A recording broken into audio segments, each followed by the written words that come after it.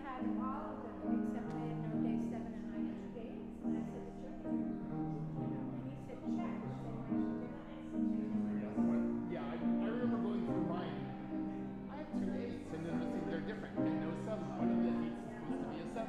Right, the letting go, that scared me.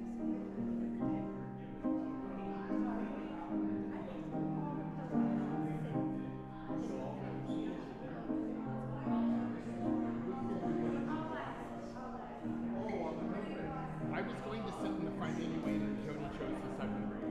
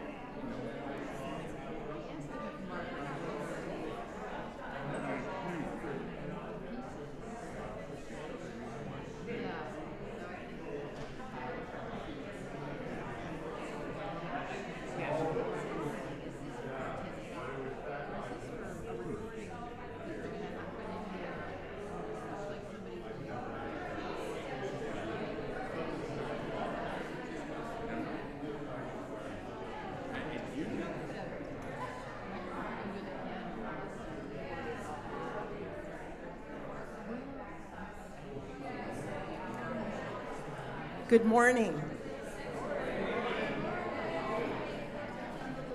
There's lots of chatting going on. I see there's much chatting. What a wonderful place to be with all this chat. Yeah, see yourselves over there.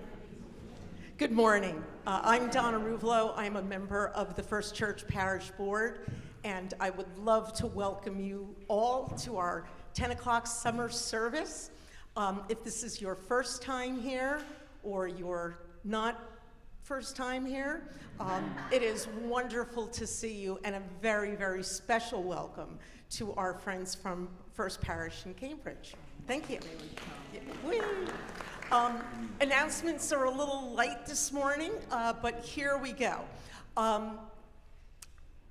It is August, and if you have not signed up for Sandy Island, your small group ministry, the choir, the senior choir or the junior choirs, or the musical, you gotta do it now.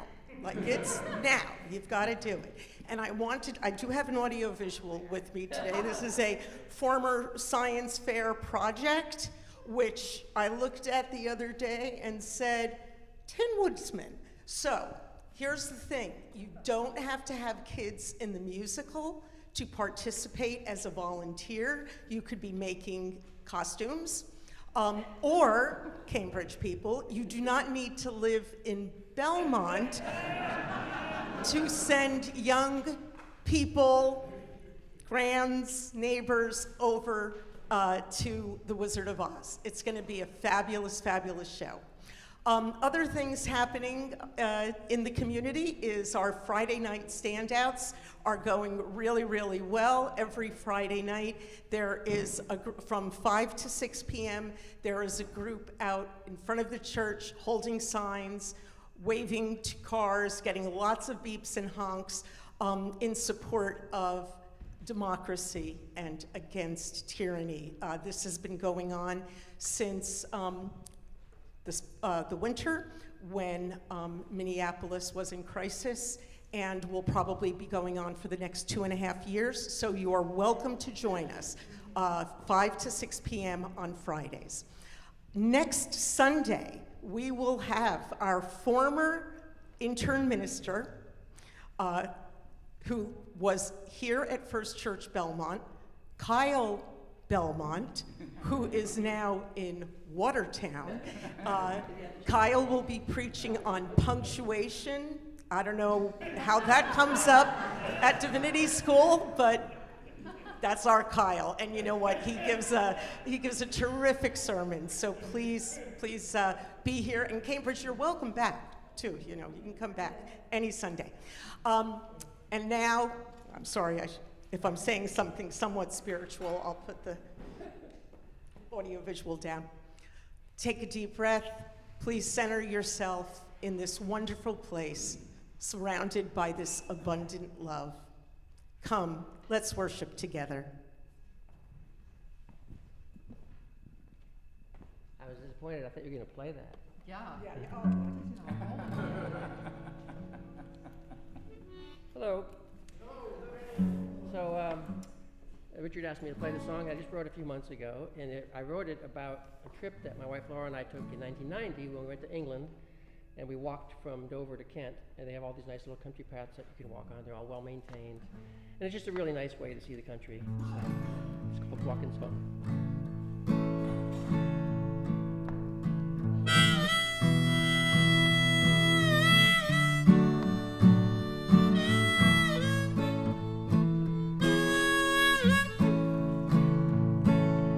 Walking from town to town, I'm walking, learning to slow down, I'm walking, powered by my own 2 feet. I stop and chat with the folks I meet. We're walking, just walking, singing songs along the way, walking, playing my harmonica, walking. Time to think and meditate, and all the fresh air feels so great out walking. Just walking.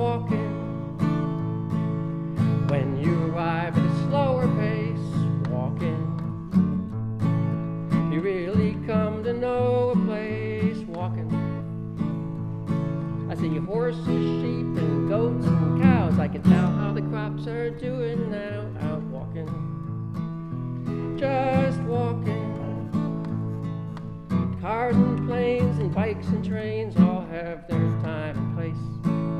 Just feels so much nicer to move at a human pace.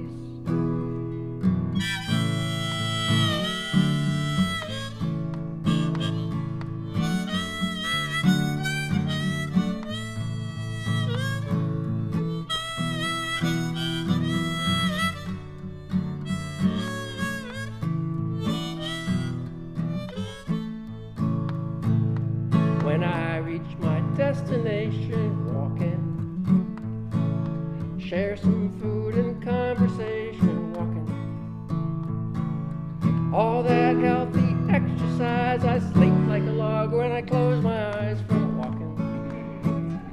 Just walking, walking from town to town, I'm walking, learning to slow down, I'm walking. Powered by my own 2 feet, I stop and chat with the folks I meet. We're walking, just walking. Yeah, we're walking, just walking.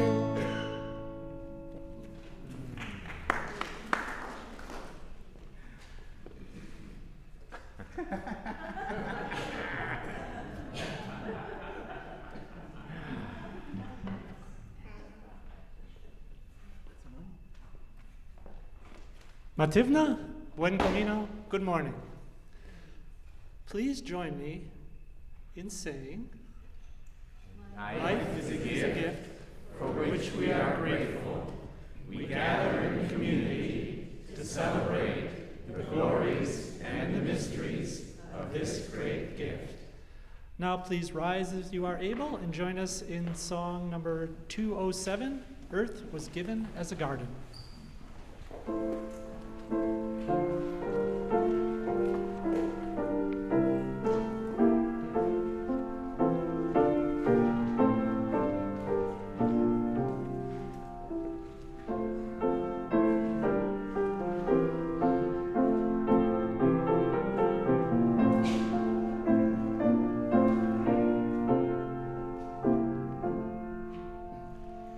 Earth was given as a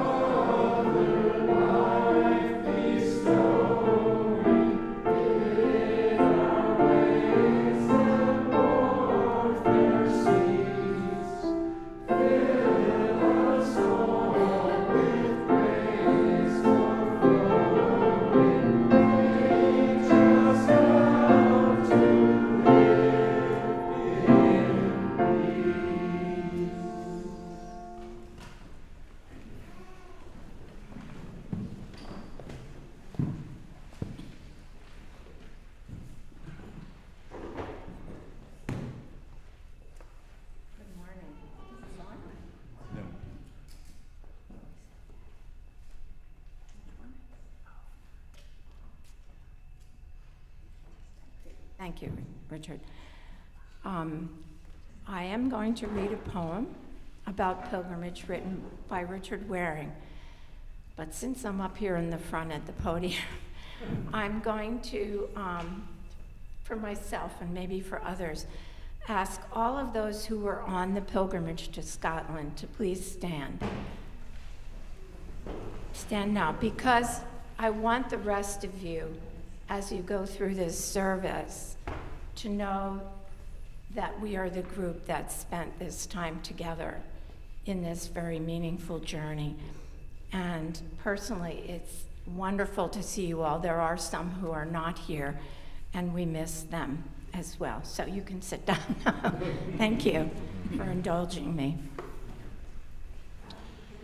So Richard, as you know, Richard Waring is a poet, and he was one of the pilgrims, and on many of us spent quite a bit of time on the trail by ourselves.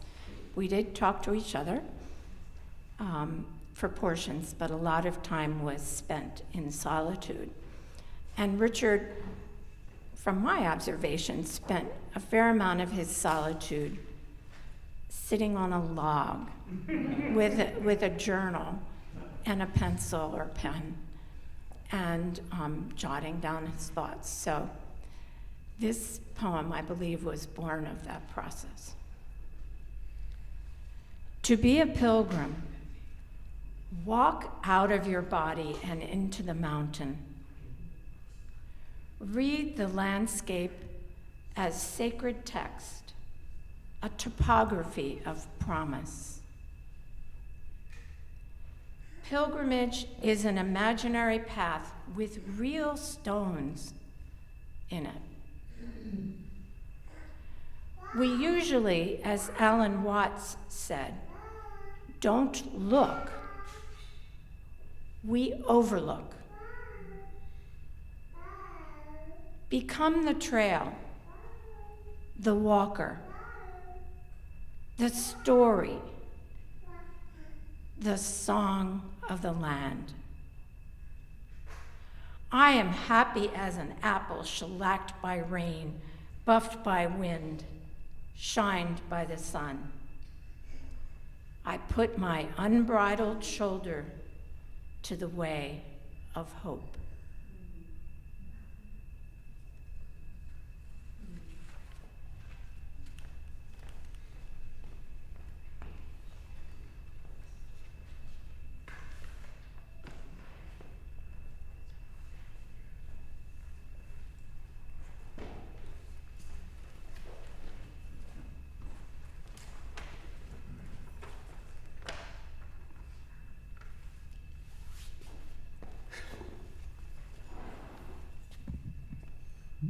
Good morning, good morning, good morning, good morning. Good morning, First Church Belmont. Thank you, Richard, for inviting me to say a few words. Having celebrated Sophia's ordination here, and after a wee walk through the Highlands with many of you, I feel less like a guest and more like family. 24 intrepid souls overcame family loss, personal injuries, delayed flights, and countless other obstacles to gather in a suburb of Glasgow, ready to walk many miles each day. That we all arrived felt almost miraculous. Once together, there was no stopping us. We walked without rushing to arrive. As our friendships deepened, each mile became less about reaching the next stop and more about being together. Even during periods of silence, we remained attentive to one another. On the first morning, I stopped in amazement. Others paused too, wondering what had caught my eye. Before us stood an extraordinary hawthorn tree. Its small clusters of 5-petaled white blossoms filled the air with a sweet fragrance of vanilla and anises. Long after we left Scotland, that fragrance remained, for many of us, the scent of the pilgrimage. Its long horizontal branches stretched outward like welcoming arms. Along their tops, lichens had grown thick over decades, supporting mosses that gathered enough organic matter for ferns and other plants to take root. The hawthorn had become more than a tree. Its branches, supporting more than 20 distinct communities of lichens, mosses, ferns, and flowering plants that could not have existed without it.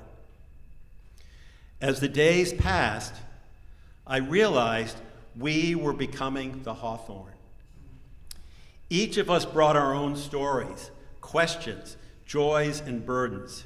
Yet together, we became a place where others could grow. Away from the relentless pace of daily life, the endless news cycle, we found time to listen deeply, to laugh easily, and to wonder together. Like the hawthorn, we became more than ourselves by supporting one another. Then came the final day. We were expected to walk 15 miles, only to discover our hotel lay another 3 miles beyond the official end of the trail.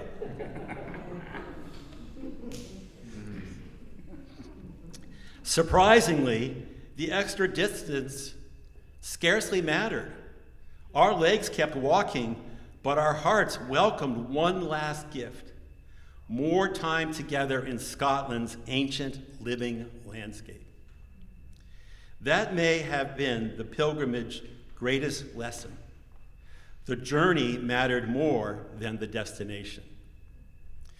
Pilgrimage is not simply walking to a sacred place. It's allowing the journey to change us. We returned home not with all the answers, but with a deeper sense of belonging to one another, to creation, and to the sacred. Perhaps that is what it means to be a pilgrim.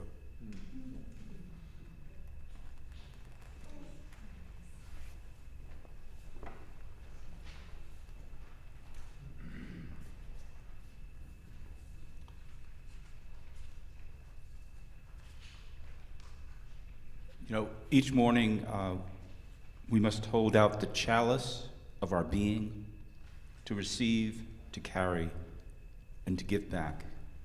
The morning offering will now be given and received. And while that is happening, I'm going to do something I've never done before. I'm going to sing a song a cappella, okay? It's a vulnerable thing to do. However, there's a little bit of a story behind it.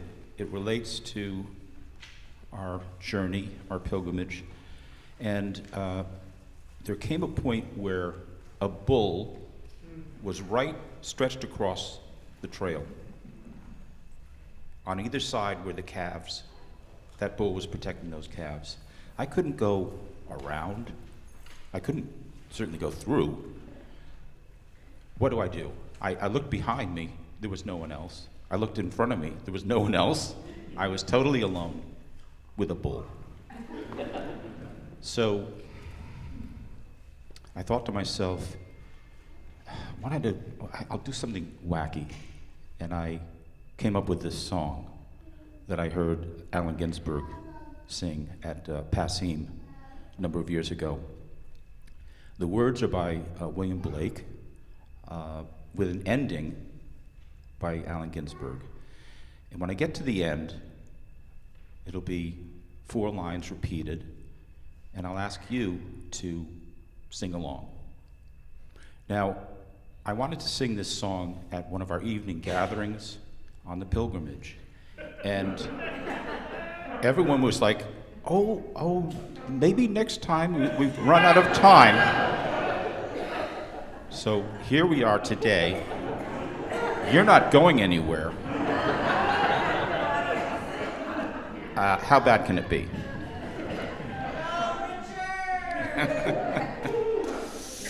It's called The Nurse's Song. When the voices of children are heard on the green. Oh, and I should mention, the bull, when it's heard me singing, was like, loony poet singer, no problem, no harm can be done. We'll move right aside, let you go. When the voices of children are heard on the green, and laughing is heard on the hill, my heart is at rest within my breast, and everything else is still. Then come home, my children, the sun is gone down, and the dews of night arise.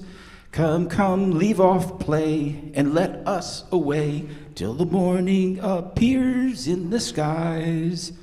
No, no, let us play, for it is yet day, and we cannot go to sleep.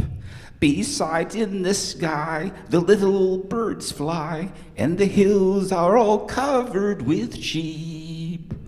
Well, well, go and play till the light fades away, and then go home to bed. The little ones leaped and shouted and laughed, and all the hills echo it, and all the hills echo it, and all the hills echo it, and all the hills echo it, and all the hills echo it, and all the hills echo it, and all the hills echo it, and all the hills echo it, and all the hills echo it.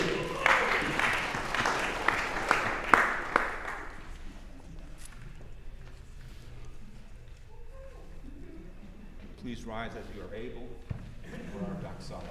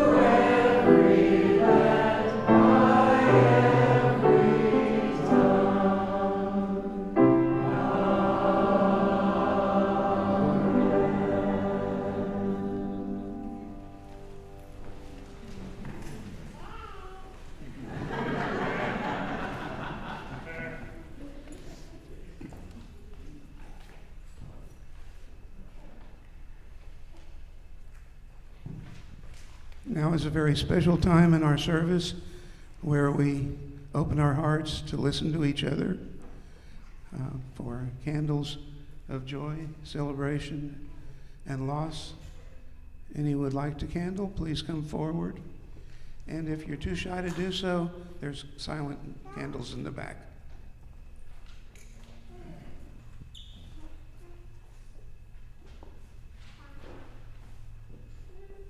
Hi, I'm Rachel Greenberger.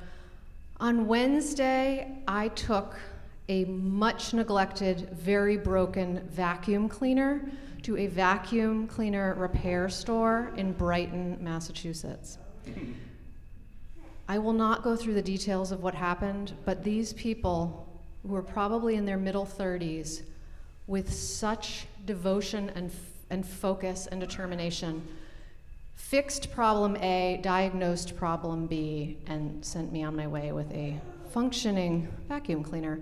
And I've been trying to, for the rest of this week, to figure out why this made me so happy. So happy. The obvious answer is the eco impact of not throwing away this vacuum cleaner that could be salvaged and worked. But beneath that, I realized that the quality of a person whose job and devotion is to fix something broken rather than throwing it away and buying a new one is a quality that I really miss from my childhood and another time and another era. And so I just think people who fix things in government, in civil society, in the trades are like angels on earth. And if you have a broken or lazy vacuum cleaner, please see me for a personal business reference. And if you don't have a broken vacuum cleaner, I encourage you to break your vacuum cleaner and bring it to this store. Thank you.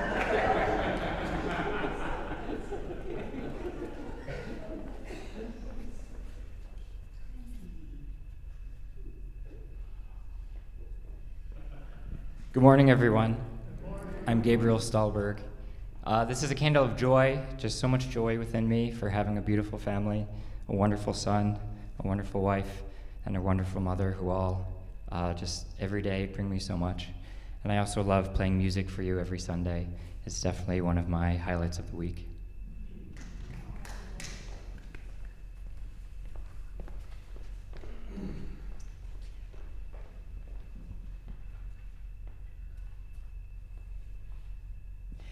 I just happen to know that my name is Jackie James, and one of the Pilgrims has a birthday today, Eleanor Hobbs. So if you want to just, everybody give a little wave to Eleanor to wish her happy birthday.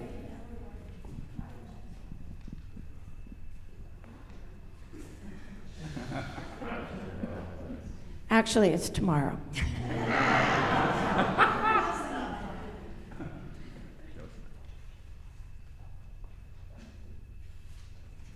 So I've been looking forward to this service so much just because the pilgrimage meant a lot to me. And this probably won't be as briefish as maybe it should be, but I'm just going to say that I did go on the pilgrimage because of the pilgrimage aspect, although I love hiking and I love all my fellow pilgrims and First Church, etc., and I really wanted to see Scotland. But each day we had a theme, and I brought along the 8 sheets, theme sheets from the trip, and it was just a one-pager with kind of like an intention, a focus for the day, a reading, a poem, and then, you know, some things to reflect on during the day, and then we would meet as a group at 5:30 every evening and do a quick go around. So 2 of the themes that came up several days apart, one was perseverance and one was letting go. And the letting go one, we did, the second to last or third to last day of the pilgrimage, we had to go up this hill called Devil's Staircase. I wasn't looking forward to the Devil's Staircase, but actually it wasn't as bad as I thought. But when you got up there, we had each brought a stone from a meeting, a gathering we had before the pilgrimage, a small stone. I picked the smallest one because I wanted it to be light. But anyway, what we were to do was carry this stone with us on the pilgrimage, and then when we got to the top of Devil's Staircase, to put it on a cairn and let go of something in our life. So reflecting on these polarity, the duality of perseverance and letting go became a theme for me during the week because I do have a birthday tomorrow. It doesn't have a 0, but it's the one before the one with the 0. I am getting older and I am losing capacity to do things that I've always loved doing. And I actually wasn't even sure I'd be able to do this hike. But also I'm looking at, living situations, at, everything that old people have to look at. And also with the knowledge that when you're old and you let something go, it's likely that you'll never be able to pick it up again. If it's something such as a 90-mile hike in 8 days. So this polarity between letting go and persevering was really in my mind. I've always been a doer. I was determined that I was going to do this hike, so-called unaided. I did have trekking poles. But on that very long hike, I had a lot of trouble with my back. It completely froze up and was horribly painful. And it was maybe around mile 12, I don't even remember what it was. And we had to go up and down this kind of difficult terrain. And every time I stepped up, it just shooting pain. So my angel, Barry Kay, you know, kind of helped me up and over these things and eventually carried my backpack.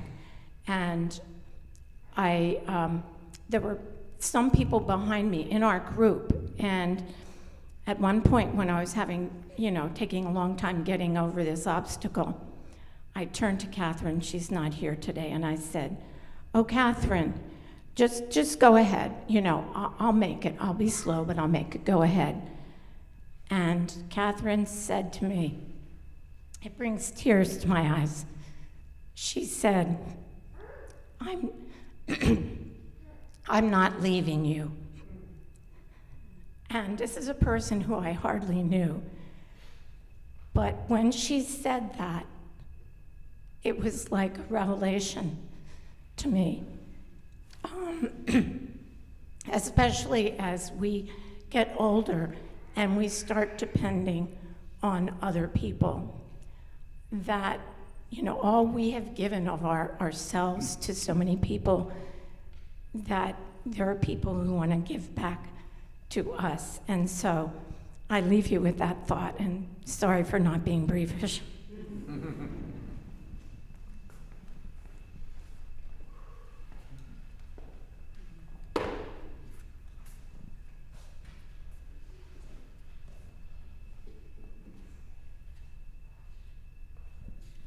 I'm Lanier Smythe. I didn't arrive here intending to say anything, but I was so moved by Matt's song, and it made me think of Laura and his loss of her. And the general theme today, when I think about it, makes me think of loss as well. I've never done the Camino, but Richard and I, with a friend from Spain, drove along the northern coast of Spain all the way to Santiago de Compostela. And then, more importantly, Richard and I made a number of bicycle trips in France, which coincided with some of the routes, the pilgrimage routes in France, and we went to some of the churches that were pilgrimage churches. And those memories are very strong, and hearing about this brings back a lot of memories. And I guess my thoughts are, this is so extemporaneous. As I said, I didn't plan to say anything, so my thoughts are not really well gathered. But it thought about gratitude for memories, and hope that many of you build up as many memories as you can so that you carry them with you. When you, as Eleanor said, can't do some of the things you can do now, but that you have many memories for yourself of your own experience and experience with people, because those are so important. The Richard she refers to was her husband, Richard Marius. And I forgot to say that his birthday, his 93rd birthday, would have been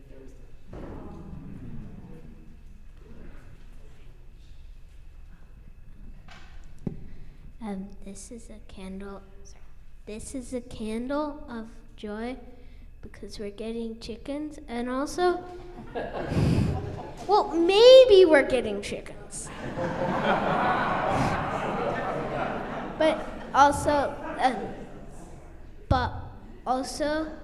my grandparents are moving out of the house they've been in for ages and going to an assisted living place, and that's kind of melancholy.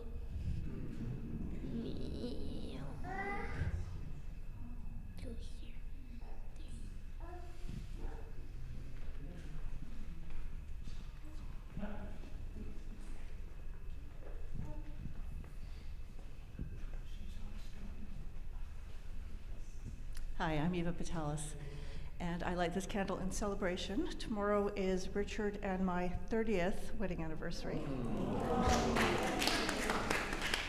Thank you, and I just wanted to say to him and to all of us here, just gratitude for 30 wonderful years, and hoping that we are able to continue to travel and be pilgrims to the end of our days.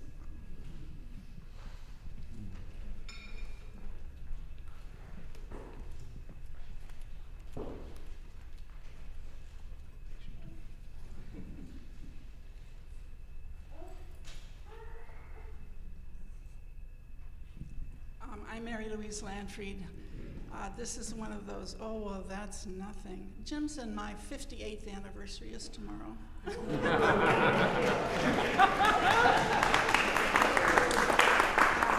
know it's not nice to do that, to one-upmanship somebody. Now, our son Eric is 48 years old, and he was dedicated in this church when he was about a year and a half. One of the things that, both of my kids grew up in the church, but one of the big things, of course, were the plays for them. And then in high school, my son started an a cappella group called Six Piece Suit, which included several of the guys from church. But you know how things fade over time. Well, Eric and his family came about a week and a half ago, and on the plane was Brian Deese, who they haven't seen each other in forever. And it just reminded me, when you talk about memories, I'm getting up there too, for sure. They used to practice in our dining room around the table. Probably the best days of my life. High school boys are the best. They're just the best. I used to think they were so cool when I was in high school, and then I had one.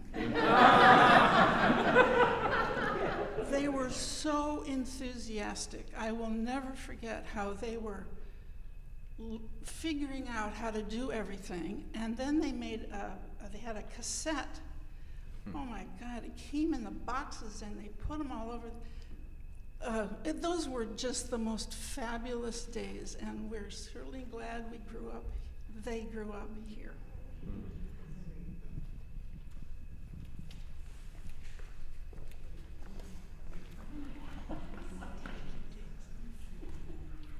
Good morning.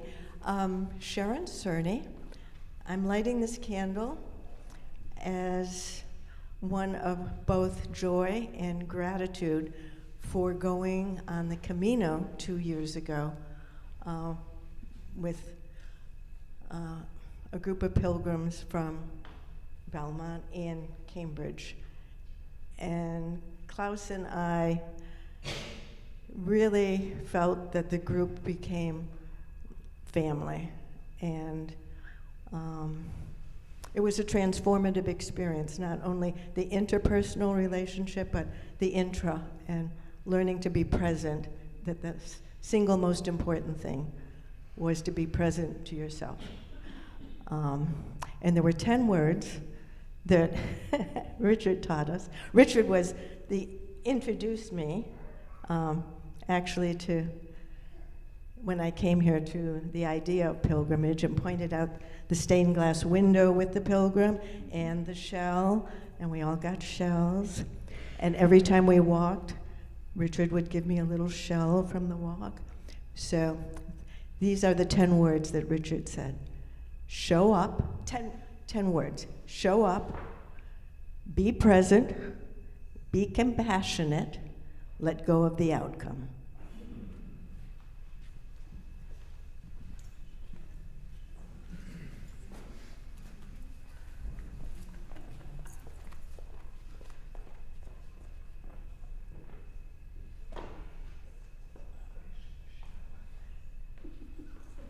Good morning, I'm Milo Plas. This candle of joy and gratitude mostly for,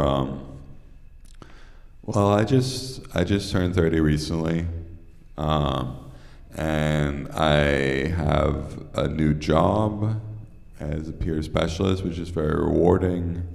I get to help people on their recovery journeys through their, on their mental health recovery journeys. Which is very rewarding for me. And I have some decent friends right now. I have a decent social life. I was just at a pool party yesterday, which was a lot of fun. And I'm happy about that. And I'm hoping, that this is a start of something. I'm really hoping that I can kind of keep up the momentum, and things continue to get better, and I continue to pick up the slack. I know my dad complains sometimes when I leave dishes out or when I'm not, super on top of things. And I get that because I'm trying to do that better myself.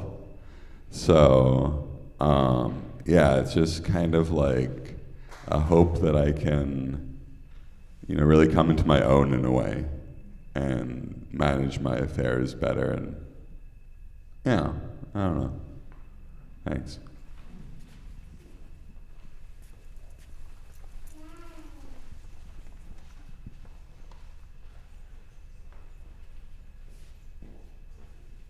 I'm Jane Fisher. I was on the Scotland pilgrimage, and so partly for that, but also for my other announcement, I am lighting a candle of joy and gratitude for the pilgrimage, but also because I did get to go to Glacier National Park and hiked another 12 and a half miles at very, very high elevation. And during that hike, my daughter's partner proposed, so now she's engaged, and they have just bought a new house.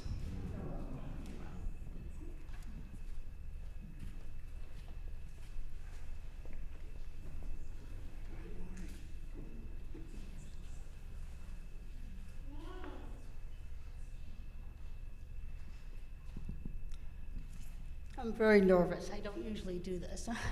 My name is Susan Hoffman, and I'm from Highland Park, New Jersey, which is near New Brunswick, kind of in the center of the state. And I'm very happy because tomorrow is my birthday. And I made this trip this weekend as like a promise to myself to start traveling a little bit more. And I would very much like to do a pilgrimage, but it just seems out of reach because I don't have the income. But anyway, I came up here because I was inspired by my friend Mary Ellen on her walk, and I'm just so grateful to have her as a friend who inspires me, and to be in the UU. I have been in UU as a young teenage person and then a young adult. And I'm here now and I realize how much I miss it. My parents were also in it. So I have a little bit of nostalgia. They're both passed. But anyway, it's just great to be here.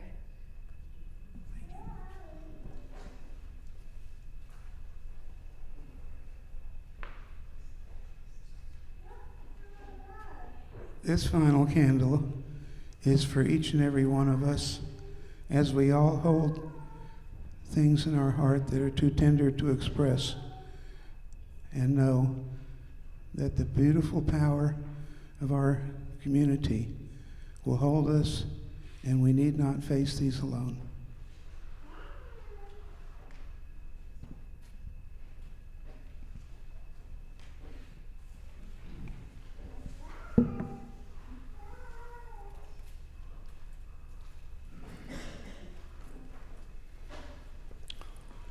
And now I invite you into a deepening breath. Allow all that has been shared settle into your mind and heart, and we will hold silence together for a few moments.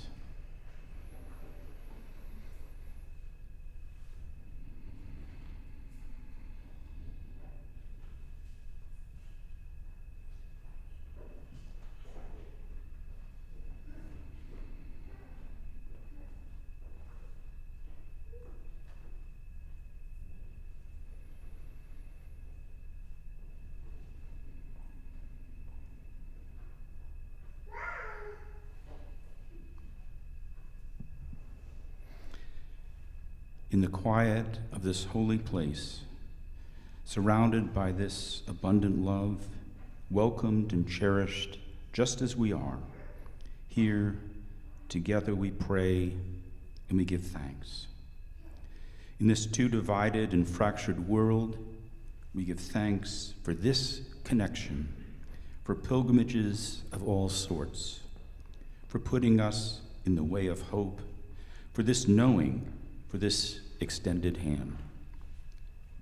In this complex and confusing time, we give thanks that we are looked after rather than overlooked, for the clear voice of our knowing, calling us back to our deepest and truest selves. Here, together, we pray for one another, for this world, for all beings. May we be well, may we know peace, may we remember all that is life-giving and true.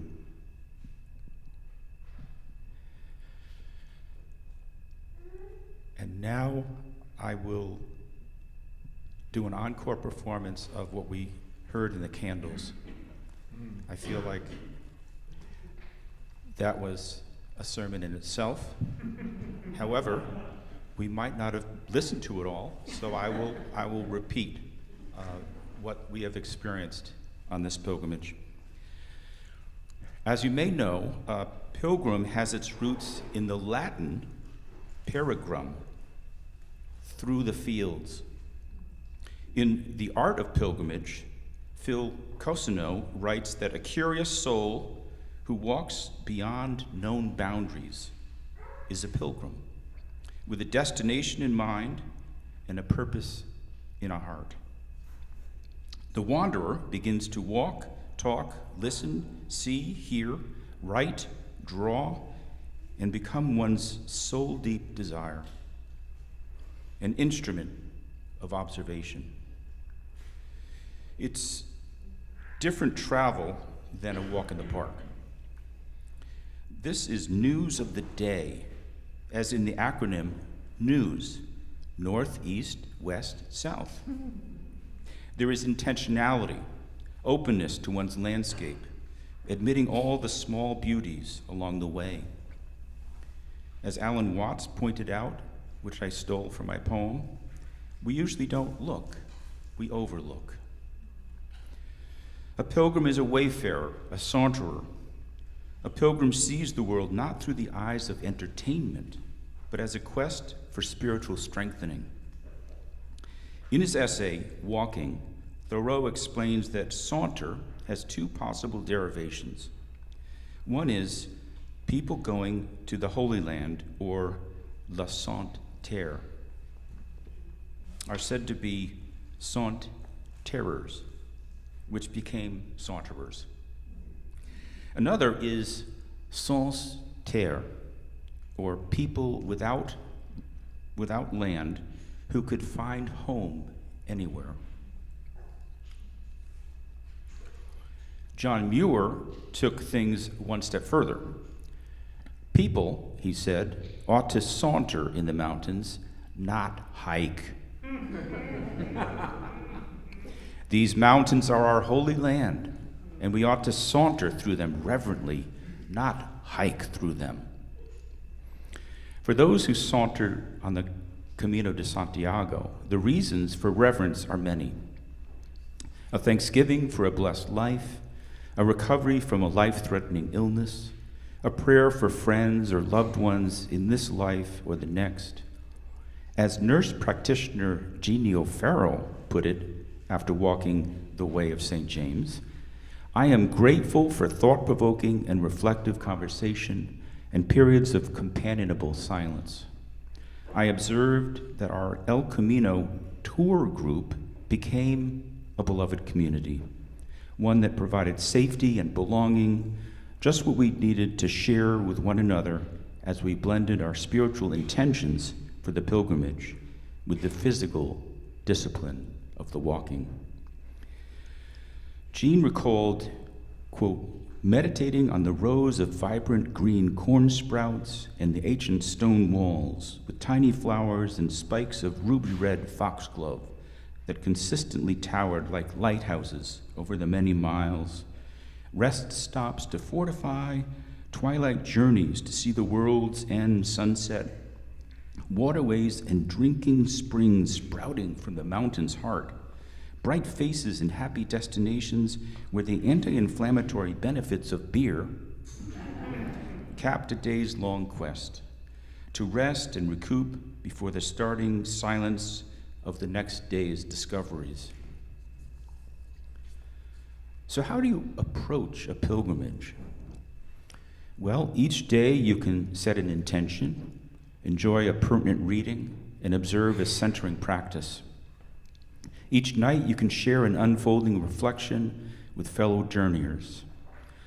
The French word for day, jour, goes into the word journey, a nod to the distance traveled in one day. Intentions can flow from mindful attention, gratitude and blessing, silence and solitude, grief and healing, letting go, lost and found, new perspectives to bring back home, and much more. The road can be long with many windings. You will likely sacrifice comfort, familiarity. Sacrifice comes from the Latin, of course. Sacrificia, making sacred. What do you give up to make a sacred journey? Jesus told his disciples to go with as little as possible, no extra tunic or pair of sandals. Go hungry to be marked by the real. Go focused on the mission, relying on God's abundance. Tourists go through places on a bucket list. Pilgrims let places go through them, transforming the ordinary into the holy. A pilgrim blazes a trail of kindness dependent on the goodwill of others. In The Living Mountain, Nan Shepherd talks about learning to go into the hills of Scotland aimlessly, quote, merely to be with the mountain as one visits a friend, with no intention but to be with him. Presence replaces summit fever. A pilgrim contents herself with looking along and inward to mystery where a mountaineer longs to look down and outward onto total knowledge. The pilgrim is in continual traffic between the outer landscape of the world and the inner landscape of the spirit. In John Muir's words, going out is really a going in. I'm reminded of the great Tenzing Norgay, Sherpa to Edmund Hillary on Mount Everest. While Hillary, a Brit, wanted to conquer the world's tallest peak, Norgay, a Tibetan Buddhist, sought to sit in the lap of the mountain goddess. The same act requires either brazen fortitude or a devotional blessing, perhaps both. One final departure. Nan Shepherd writes of walking with brilliant young people who talk, entertaining, witty, and incessant, left me weary and dispirited because the mountain didn't speak to me. She craves to be emptied of preoccupation, where there is nothing between me and the earth and the sky. It is a profound harmony deepening into something that resembles trance. She discovers most nearly what it is to be. She says, I have walked out of the body and into the mountain. See, I also stole that from my poem. This is, if you're creative, it's not a crime. It's, anyway. I'm reminded of the Australian scholar, Geoffrey Blaney, who writes of the Aborigines. The land itself was their chapel, and their shrines were hills and creeks, and their religious relics were animals, plants, and birds. Thus, the migrations of the Aboriginals, though spurred by economic need, were also always pilgrimages.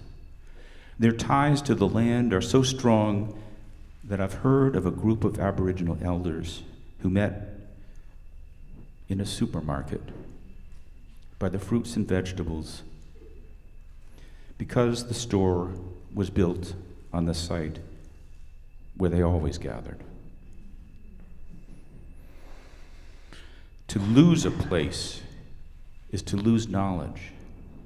Robert McFarlane writes, we think differently in different landscapes, and therefore, more radically that certain thoughts might be possible only in certain places, such that when we lose these places, we are losing kinds of imagination as well.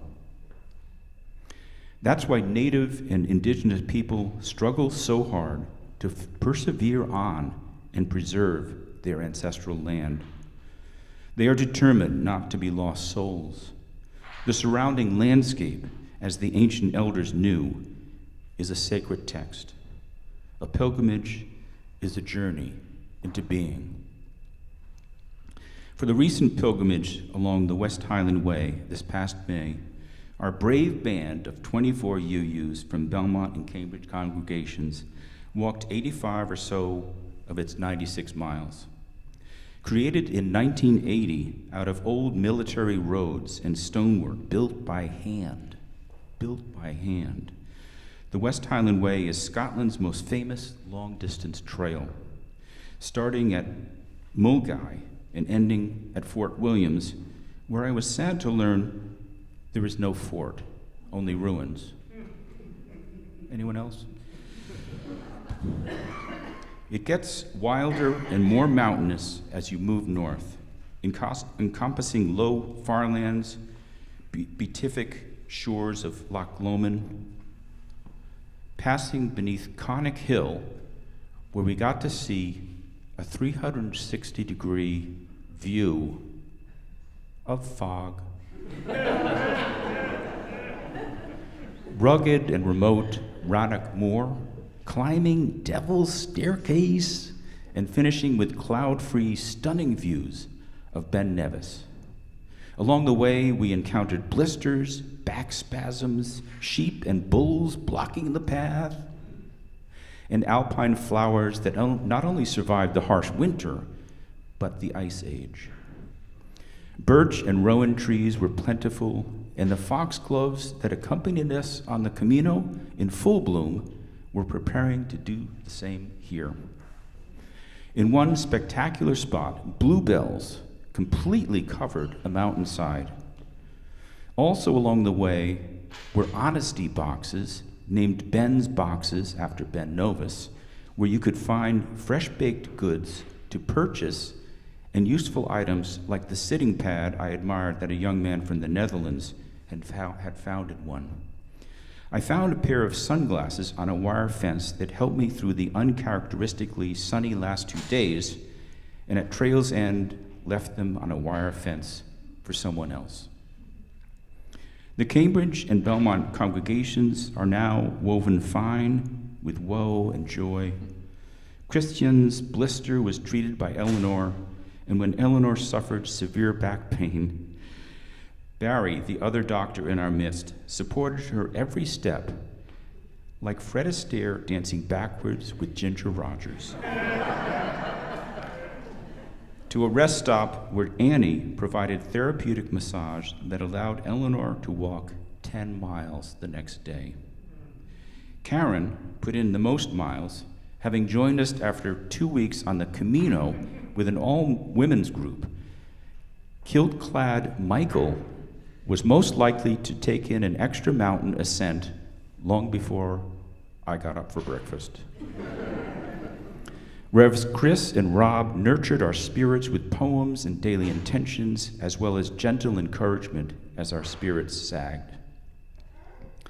Haggis and beer sustained us at journey's end each day, and the possibilities of Scotch whiskey as the amber sun slowly descended at around 9 or 10 at night. Rob Moore delighted us with song one evening. I didn't get a chance to do it then, but you've heard it now. And as he and I learned from our third roommate, Barry, in true UU style, we all three snore equally.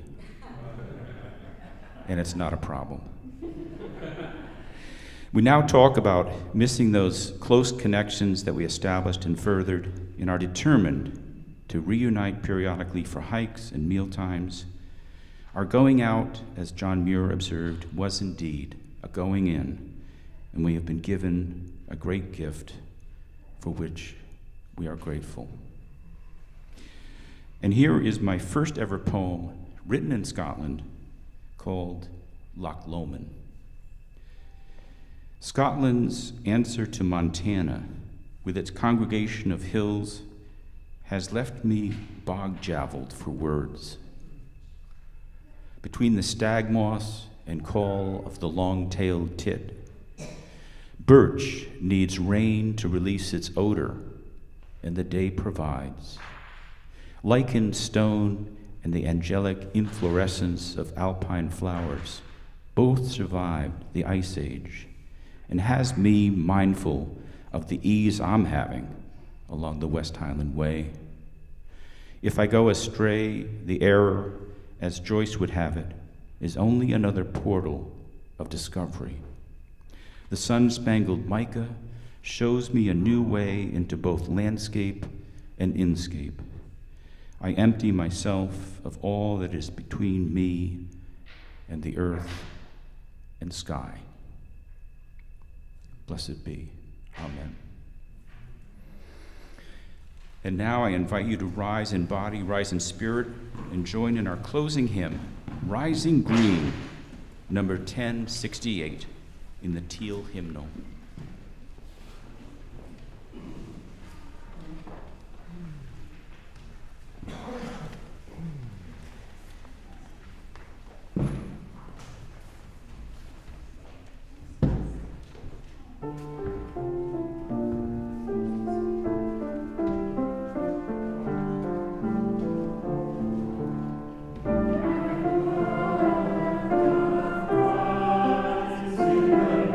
Rising